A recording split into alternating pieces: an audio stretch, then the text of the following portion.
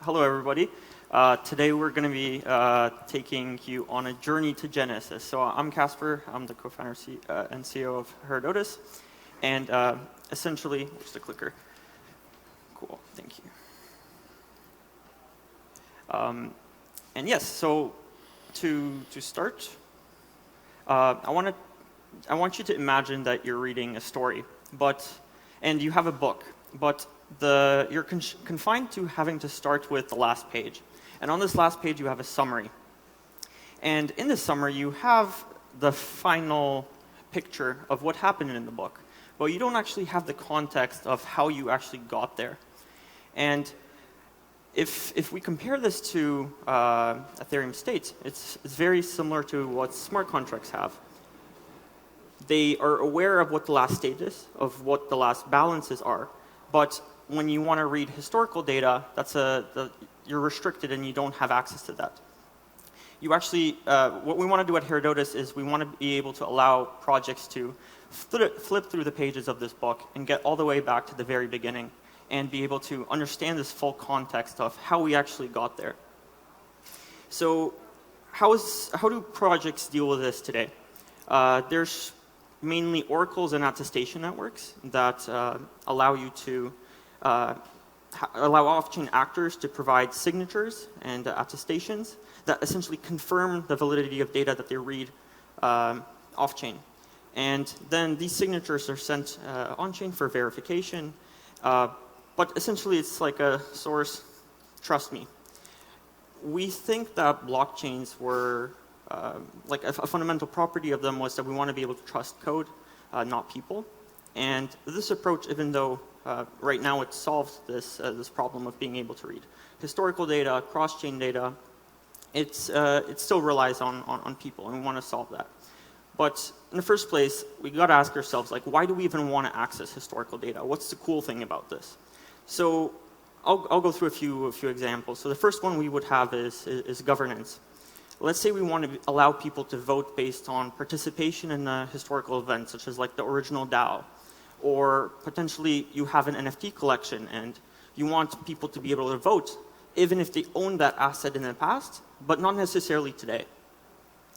Being able to compute data feeds such as volume weighted average price based on a trading pair for, let's say, on Uniswap, that's not easily possible today. Insurance protocol. So for example, let's say you want to settle a claim.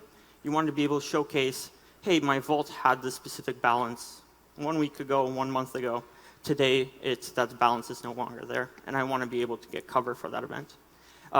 Getting access to historical RANDAO from L1. And then finally, an example is account recovery. So for example, let's say I have an account abstraction wallet, and on this wallet, I want to be able to showcase that last year, my account nonce was number 17, and today, it's also 17. So no transactions have occurred over the course of a year. I could take two proofs, storage proofs that showcase this change has not occurred, provide them to this account abstraction wallet, and delegate ownership or trigger some sort of recovery mechanism to transfer these funds to a trusted friend or another party. So at Herodotus, we like to view Ethereum as a database, but it allows you to fetch and retrieve slots that are data slots that are only in the most present state. It has one column missing, and what we really want to achieve is add another column that is essentially the block. Being able to retrieve what the storage values were in the past will allow us to solve essentially being able to read this historical data. So with storage proofs, we have a three-stage process. Now I know this slide looks quite intense, but essentially storage proof workflow is broken down into three main components. The first one, in order to verify a proof, we first have to have something to verify that proof against, such as an initial commitment or a block hash. And a part of this procedure is also being able to prove the continuity of the chain if we're trying to access historical data. And what does proving the continuity of the chain mean? It's essentially being able to demonstrate that a block in the past is actually related to a block hash that we have access to right now from state. But we'll get into that a little bit deeper later on. The next part is essentially being able to prove the existence of an account. So this is essentially for trying to showcase, let's say you're proving the balance of a USDC account. So first, in order to prove the existence of an account, this account has to first exist there. So we generate an inclusion proof that the USDC smart contract account is actually there. And the next step, once we prove the existence of that account, is we prove that the specific storage slot is inside there. So that's step number 3. Today, we're going to be focusing primarily on step 1, proving the continuity of the chain, being able to showcase that this historical block is connected to the first one. And the reason we're able to do that is because of a fundamental property of blockchains, which is that in reality, it's a chain list. And what that means is that the previous block hash is included in the next one as part of, the hash is included in the next block as part of the block header, which is the previous hash field. So we take this property and essentially recurse through all the blocks in the history of blockchain up to Genesis. So let's go step-by-step process. How do we do this? The first step is on-chain. We have a smart contract where we invoke the opcode block hash. We retrieve this block hash and we store it inside the proving manager smart contract. This procedure happens fully on-chain and cannot be manipulated by an off-chain actor. Therefore, it is trustless. The remainder of the procedure happens all off-chain. So for this example, we're going to use block 18 million, which happened a few days ago. And essentially, the procedure works as follows. We take the block, this off-chain prover takes this block header and computes the block hash as well as the associated proof of this block hash's computation. Once we receive that block hash, we can compare it against the block hash that we previously fetched on-chain by invoking the opcode block hash. We verify them, we compare them, and we see that they are the same. Therefore, success, the block header has been proven correctly. We now have this computed block hash, and then we invoke the same very similar step for the block right before that. So I'm not going to read the number, but we do essentially the same procedure. We compute that block hash and the proof of its computation. But in this case, instead of comparing it against the block hash that was retrieved by invoking the opcode, we take the parent hash from the block we've already proven, and then we compare them again. Success, they are the same. Now, over here, we start seeing something like a data structure start being formed. And the reason we do this is because if every single time someone wanted to access a piece of information that's like historical, like back in time, it would be very expensive and inefficient if we went through this procedure every single time. So what we do is we use an accumulator, which in this case is a Merkle Mountain Range, to append all these computed block hashes into this huge data structure. So over here we have an example how we go through the same procedure all the way back to the Genesis block. Let's skip through a lot of millions of blocks, and then we get to block number 1. And we do exactly the same computation as we have, the same procedure as we have previously for block number 1. We compute the block hash, the associated proof of its computation, compare it, they're the same. And finally, we've made it. We are at Genesis. And since we're at Genesis, we've proven this whole continuity of the chain. Now, we end up with this huge Merkle Mountain Range. And in this Merkle Mountain Range, we are able to compute something called, we call the final MMR root, Merkle Mountain Range root, which we send on-chain to this on-chain proofs aggregation smart contract, where now we will be able to export it to Ethereum, Starknet, any of Starknet's L3s, or app chains in the future, and verify storage proofs against this. This Merkle Mountain Range accumulator essentially holds proven block hashes of every single block in the history of Ethereum. Therefore, we can be sure that if a block hash is included inside there, it is valid.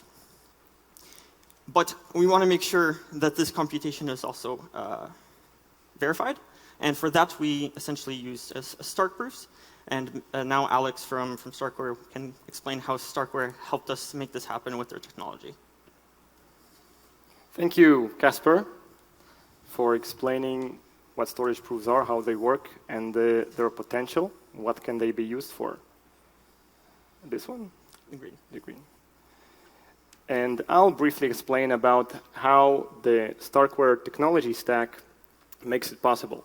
So really breaks down to three things: Starks, Cairo, and Sharp, things that you probably have heard of before if you're in this conference. So Starks are the underlying cryptography technology. This is what makes it possible to make great computations, very complex ones, and only pay for a logarithmic proof of the verification. For example, computing all of Ethereum's history, which is quite an effort. The second one is Cairo. So you might know Cairo from the context of writing Ethereum smart contracts, and it has also been used by StarkX, StarkNet, StarkNet OS, and everything that Starkware has wrote. But it can also be used to do whatever you want. It is Turing complete. It is general purpose. One of the things you can do with it is write a program that will verify all of Ethereum's history. And the second one is Sharp. So if you have been to Kinnerit's talk about Sharp and how it works internally, and you have probably heard of the stone prover that has been announced today, and been to Gidea's and your talk and see it actually work. So Sharp is really the backend and the thing that makes proving scale and work in production and verify and send proofs for verification on-chain. So it has worked with StarkNet, proving StarkNet blocks. It has worked with StarkX and has recently passed the 500 million StarkX transaction mark. And now, for the first time, this is the exciting part, it's being used by an external party, Herodotus, to prove their program, which is Ethereum's history. So really, the secret sauce here is, of course, recursion, what makes this scale and be able to prove these things very cheaply. So briefly on how it works, we're getting a job, for example, go over all of these block headers and verify that the hash is indeed the hash, just as Kacper explained. Now we're not proving this directly. We're taking this and giving this job to the Cairo verifier, and this is proven again. All of this happens many times, 128 times, aggregated into a tree, and only the last proof is what is being sent on chain and verified. So just a short illustration of how that works. We're getting a job. This job is being proved by the prover, and the result is a recursive job. Then we're getting another job from Herodotus. This is also being proven, and the result is again a recursive job. These are aggregated together, and so on and so forth, until we get one big, not one big, the same side of proof, but of many things that is being eventually sent on chain and being verified. The result of this hard work is pretty cool. The result is just what we call the fact. The fact is the result of your Cairo program hash and your program inputs and outputs. And it is up to the programmer to write the solidity contract or whatever to consume this fact. And reading this fact, reading this hash, makes you know that there has been this program that was compiled to this, ran here with these inputs and these outputs, and is indeed valid. So once you trust the technology, once you trust Sharp, you know that this fact is valid and you can do whatever you want. So just a bit on the Herodotus numbers. One example job has already been sent, and a few more are coming. So numbers in each of these jobs, we're going to prove around about 1,250 block headers. We're going to have 128 jobs for each train or proof that is being sent on chain, which means around about 100 for all of Ethereum's history, or just under 30 if depending on gas prices. And that opens up great possibilities also for what you can do with storage proofs and having all this information on L1, on L2s, on StarkNet, and for what you can build with Sharp doing something similar. With that, I give the word back to Kacper to tell us more about what else you can do. Yes, so this world of possibilities is very exciting, but the complexity of this whole procedure and storage proofs in general is fairly high.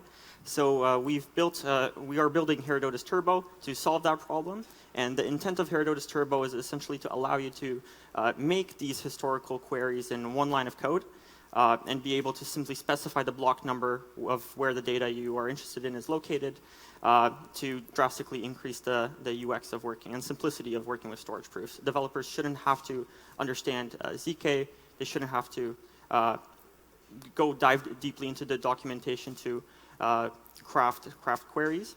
And simplicity is our main intent. So thank you for joining us on this talk. And if you're interested in Herodotus and working with storage proofs, I highly encourage you to reach out to us. We'd be more than happy to help explain this any further.